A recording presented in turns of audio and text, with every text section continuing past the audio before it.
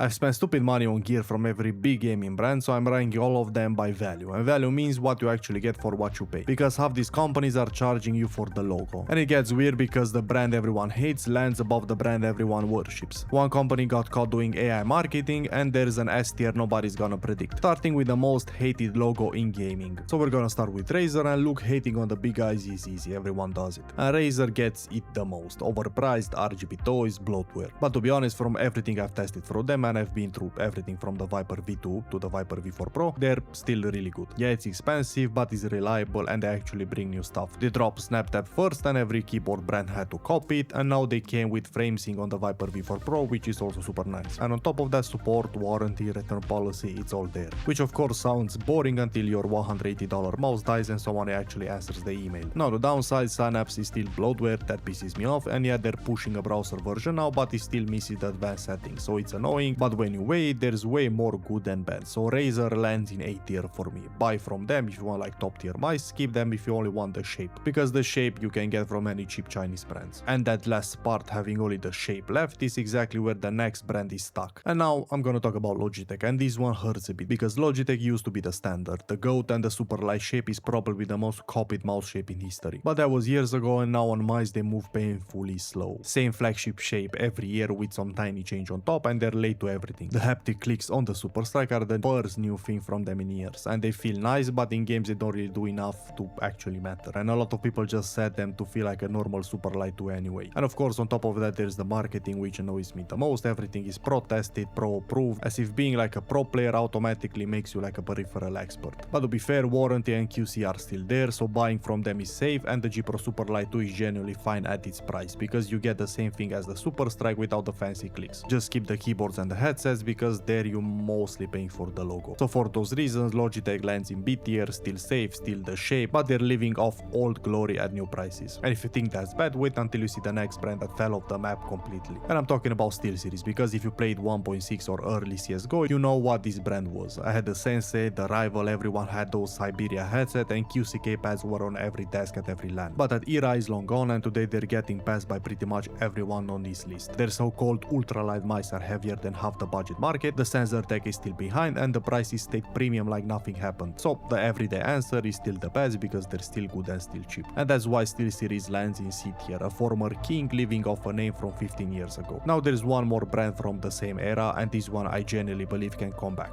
And that's BenQ Zowie whatever. Now my first ever high refresh rate monitor was a BenQ 144Hz, and it still works. It's at my model PC right now, which tells you everything about their build quality. But the rest of the brand is the same story as SteelSeries in a way, because back in the CSGO days, a Zowie mouse, man, they were serious, like trying to go pro. And then they showed up late to everything. Late to lightweight, late to wireless. They have wireless now, but everyone else got there first. And they still charge top prices like they're still #1. Now the TN monitors are still generally good, but really only for the sweats who care about motion clarity above everything else, because for anything outside that, the image looks rough for the money. And that's the frustrating part, because the fix is simple: make the mice lighter, fix the pricing, and you're good. So BenQ Zowie lands in a B tier with a huge potential towards S tier, because they were above Logitech back in the day, and they could be back again. Now we go from a brand living off one era to a brand living off one category, except that category is the best in the business, and that's ASUS ROG. So let's start with what they do best: monitors. And I'm also using their 480Hz OLED monitor on a daily basis, and it's incredible. Their high-end monitors are some of the best you can buy right now. Just don't assume that every monitor that they make is automatically great, because some models are just expensive without being special. So check reviews on the exact model before you buy. Now outside of monitors it gets rough, because their peripheral costs way more than stuff that does basically the same thing, and you're not getting anything special like a special shape or like special tech. For that money you're mostly paying for the logo. But to be fair to them, they do go into spaces nobody else touches. They were early on the OLED gaming monitors, they even make gaming phones, so the innovation is real, it's just not in everything that they sell. So ASUS ROG lands in A tier, and to be clear, their monitors alone carry them this high, so think twice about everything else. Now we're done with the giants, and we're moving to the brands the enthusiast community treats like religion. And this is where people get mad at me. But a quick rule first: the next brands only make one or two things, and that's not a downside. It's like restaurants. The place that only does Italian but does it perfectly beats the place with a 10-page menu where everything is mediocre. So basically a specialist beats a weak generalist every time. And the first specialist is Wooting. Now I'm typing on a Wooting 60 HEV2 right now, and I love it, but it's still not getting the tier the community thinks it deserves. Because Wooting created Rapid Trigger and everyone had to chase them, and they're still improving their boards, but Rapid Trigger isn't their thing alone anymore. The market caught up and there are keyboards doing the same things at half the price. So what you're now paying for is the most polished version because the software is great, the support is great, and everything just works perfectly out of the box. So for all of that, Wooting lands in A tier. Buy it if you want the cleanest, safest rapid trigger keyboard, and skip it on a budget because the cheaper options got really good real fast. And the next specialist makes exactly one thing and is the most expensive mousepad you'll ever have shipped to your house. And that's Artisan, the Japanese brand that makes cloth pads and nothing else. And they're the standard for a reason, because the quality is on another level and the surface stays consistent way longer than normal pads, which is why so many serious players end up on one eventually. The only real problem is getting it, because you're paying customs plus shipping from Japan on inflated EU reseller prices, so if you have the money just get it, if you don't you can look at clones. So for all of that, Artisan lands in S tier for the product. Just know that in Europe you pay extra for it, simple as that. And on the glass side there's a brand doing the exact same thing, but with a few things you need to hear first, and that's Wallhack. And on glass pads they're excellent, the surface is consistent, the quality is there, they do one thing and do it right. But glass has its own problems no matter who makes it, because it's loud, it hates dust, it skates faster, and cheaper glass exists now. So this is only for people who already know they like glass. And my personal annoyance with Wallhack is the scarcity marketing, the limited drops, the hunting for stocks, because a great product shouldn't need artificial hype to sell. So Wallhack lands in A tier, and if you're like a glass person, the surface is super good. Now the next one on this list is where the aim training community might get mad at me. And I'm talking about Endgame Gear, the typical German brand, high quality, serious QC, fair prices, and the tech inside their mice is generally brilliant. Now I have the OP18K, which is super good because it had the best click technology on the market until the Super Strike showed up. The shape is genius and it's one of my top 3 mice too. But of course it's wired, the wireless version is heavier, which kills half the point, and a lot of people hyping it also mod it heavily. Gates, paracord cable, grips, something putting another $100 into it, which kind of kills the point of buying a fair price mouse in the first place. Now the Valorant and aim training community overhyped it a bit, and under every video there's like a dude with an anime profile pic saying the OP18K is the best mouse ever, which for some people is just not the case. And of course it's not just the OP1, the rest of their lineup has the same quality, so honestly they sit right between A and S tier for me. And the next brand is the surprise S tier I promised at the start, because it shows exactly what earning that worship actually looks like. And that brand is Pulsar, one of my favorite brands right now, and it's a simple why. Because they innovate a ton, mice pads, glass pads, they're constantly releasing, constantly trying new things, and the stuff that they release is actually good. Not just like releases just to release something. Now I know exactly what the comments are gonna say, QC. Pulsar has a reputation, there is scroll wheels, clicks, units that feel different from each other, and I'm not gonna pretend that reputation doesn't exist. So all I can give you is my own experience. And my X2 Crazy Light has been through serious daily hours and is still going strong. Same with their pads and the glass pad, no problems on my units. Now maybe I got lucky, or maybe the QC talk online is louder than the reality. I can't prove either, which is why this is my personal S tier, not like a promise that every copy is perfect. Now the next brand innovates almost nothing and copies everything that works, and it still makes the list.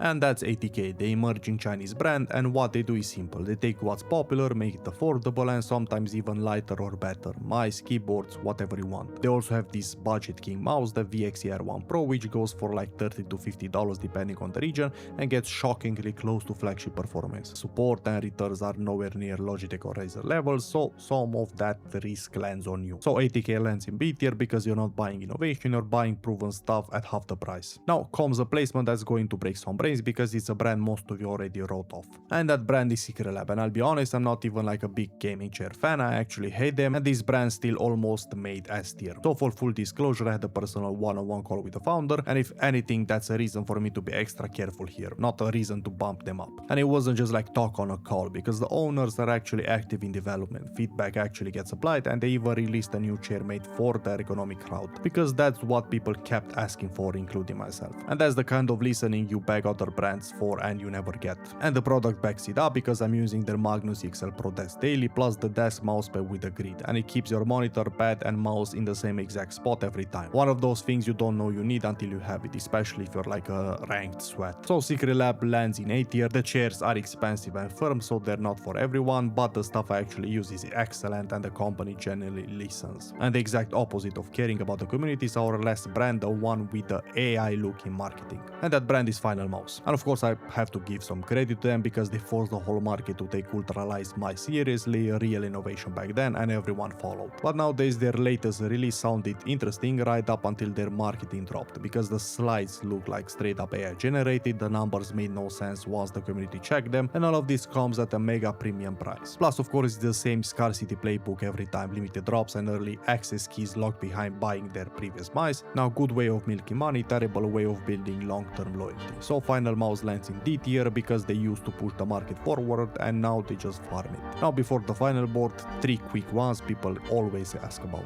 chose they take the popular shapes and sell them at half the price with strong specs, but long term who knows, they're not as proven yet, so B tier. Lamzu, the premium Chinese brand, and the shapes and build quality actually earn the premium, so A tier. And Alienware, they were a bomb back in 2014, but their gaming peripherals right now feel behind for what they cost. Monitors and PCs are a different story, so C tier. And that's the full board, S tier for Pulsar and Artisan, all the way down to Finalmouse alone in D tier. So before you buy anything from any of these brands, run it through the one rule I use after testing all of this. Is it good enough compared to what's on the market that you won't need like an upgrade in a year, or do you love it so much that you feel great every time you use it? Because if the answer to both is no, keep your money. So tell me in the comments which placement pissed you off the most and which brands did I miss, and let me know what is your personal ranking. And if you want to see more videos about gaming tech in general, check out the next video.